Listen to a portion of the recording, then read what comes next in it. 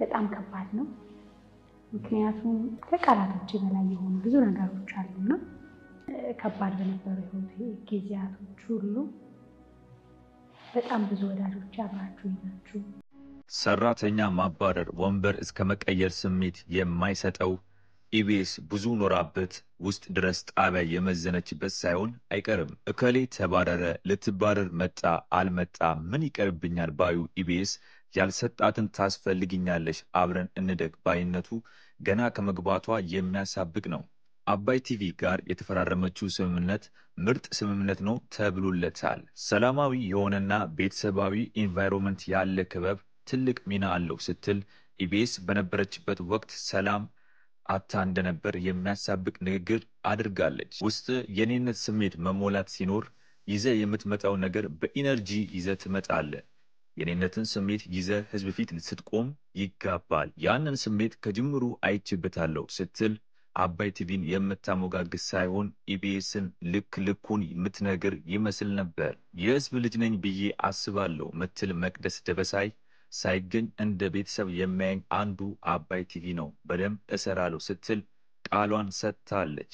ጣቢያውም ከአንቺ ጋር መስራት አማራጭ የሌለው ጉዳይ ነው ብሏታል። ኢቢኤስ እንደነበረችው ሁሉ እሑድ የመዝናኛ ፕሮግራም ልታቀርብ ፕሮግራሙን በራሷ ዩቲዩብ ቻናል መቅዲ ዩቲዩብ ላይ እንደሚተላለፍ ተስማምተዋል።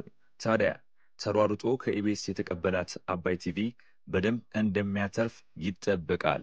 ከ5 ዓመት በላይ በተወዳጁ የቴሌቪዥን ጣቢያ ኢቢኤስ በተለይ ደግሞ እሑድን በኢቢኤስ ድምቀት ሆና ስትሰራ የነበረችው ኢቢኤስ ካለሷ አይደምቅም የሚባልላት ፕሮግራም አቅራቢዋ መቅደስ ደበሳይ ዝምታዋን ሰብራለች።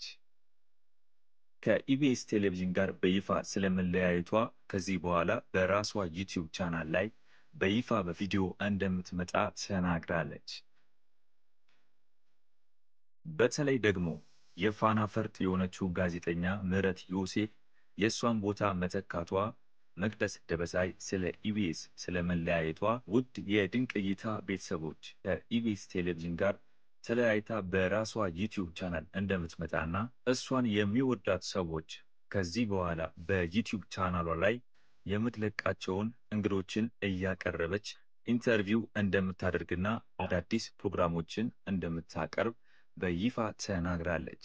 ብዙዎቹም እርግጠኛ ነን ቅር እንደሚላቸው፣ ምክንያቱም ከ5 ዓመታት በላይ በድንቅ ፈገግታዋ በድንቅ ፕሮግራም አቀራረቧ የምናቃት መቅደስ ደበሳይ ከኢቢኤስ ቲቪ መልቀቋን አንድ ጊዜ ሰዎችን ኢንተርቪው ስታደርግ፣ አንድ ጊዜ ስትደንስ፣ ድራማ ስትሰራና ሆስት ስታደርግ እጅግ በአስገራሚ ሁኔታ ሁለገብ ሆና ለኢቢኤስ ቴሌቪዥን ድምቀት የሆነችው መቅደስ ደበሳይ በኢቢኤስ ቴሌቪዥን ብዙ ወዳጅና አድናቂዎቿን እንደሚያስከፋ ምንም ጥርጥር የለውም። ነገር ግን መቅደስ ደበሳይ እንደተናገረችው የራሷ የግል ምክንያት ይኖራታል። በግሏም መስራት ስላሰበችው ነው በአዲስ በራሷ ዩቲዩብ ቻናል ብቅ ያለችው። መቅደስ ከእንግዲህ በኢቢኤስ ውስጥ ያልሰራችው ነገር የለም። እውነቱን ለመናገር በኢቢኤስ ካሉ ፕሮግራም አቅራቢዎች መካከል በግንባር ቀደምትነት ከብዙ ተመልካቾች ዘንድ ተወዳጅነት ያላት እንደሆነች ይታወሳል። እኛም ለዛሬ እንግዲህ መቅደስ ደበሳይ ከኢቢኤስ ቴሌቪዥን ለቃለች አለቀቀችም ስለሚለው ጉዳይ ከራሷ የተናገረችበት መረጃ ያቀረብንበት ፕሮግራም ይህን ይመስል ነበር። ስለተከታተላችሁን እጅግ አርግተን እናመሰግናለን። በሚቀጥለው በመዝናኛው ዘርፍ እንደዚህ አይነት ፈጣንና ታማኝ መረጃዎችን ለእናንተ ይዘን የሚቀርብ ሲሆን እናንተም ቻናላችንን ላይክ፣ ሼር፣ ሰብስክራይብ በማድረግ ለሌሎች እንዲደርስ አግዙን እያልን በሚቀጥለው መረጃ እስከምንገናኝ ሰላም፣ ፍቅር፣ ጤና እየተመኘን በዚሁ ተሰናበትን። መልካም ጊዜ ይሁንላችሁ።